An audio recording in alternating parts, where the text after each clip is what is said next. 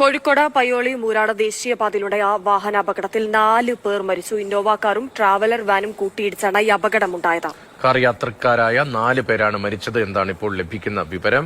അഖില CP ഉണ്ട്. അഖില, അല്പം മുമ്പ് തിരുവനന്തപുരത്തെ ഒരു വാഹനാപകടത്തിലെ വിശദാംശങ്ങളിലേക്ക് ഞങ്ങൾ പോവുകയായിരുന്നു. 2 പേരുടെ നില ഗുരുതരമാണ്. ഇന്നോവയും ഒരു ഓട്ടോറിക്ഷയുമാണ് ഇവിടെ കൂട്ടിയിടിച്ചത്. ഇപ്പോൾ കോഴിക്കോട് പയ്യോളിയിൽ ഞെട്ടിക്കുന്ന ഒരു വാർത്തയാണ്. വാഹനാപകടത്തിൽ 4 പേർക്ക് ജീവൻ നഷ്ടമായി എന്ന വിവരമാണ്. ഇതിനോട് കൂട്ടിച്ചേർക്കാൻ കഴിയുന്ന എന്തൊക്കെ വിവരങ്ങൾ ഇപ്പോൾ നമുക്ക് പ്രാഥമികമായി ലഭിക്കുന്നുണ്ട്?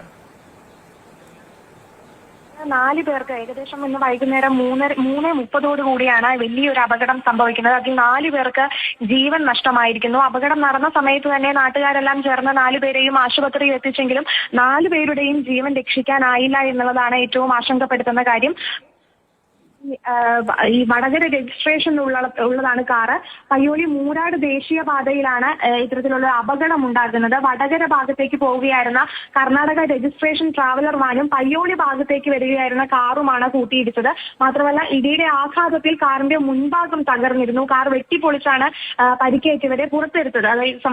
നേരത്തെ സൂചിപ്പിച്ചതുപോലെ ഗുരുതരമായി പരിക്കേറ്റിരുന്നു. സമയത്ത് തന്നെയെങ്കിലും ആശുപത്രിയിൽ എത്തിച്ചിരുന്നെങ്കിലും നാട്ടുകാരെല്ലാം ചേർന്ന് ആശുപത്രിയിൽ എത്തിച്ചെങ്കിലും ആരുടെയും ജീവൻ രക്ഷിക്കാനായില്ല.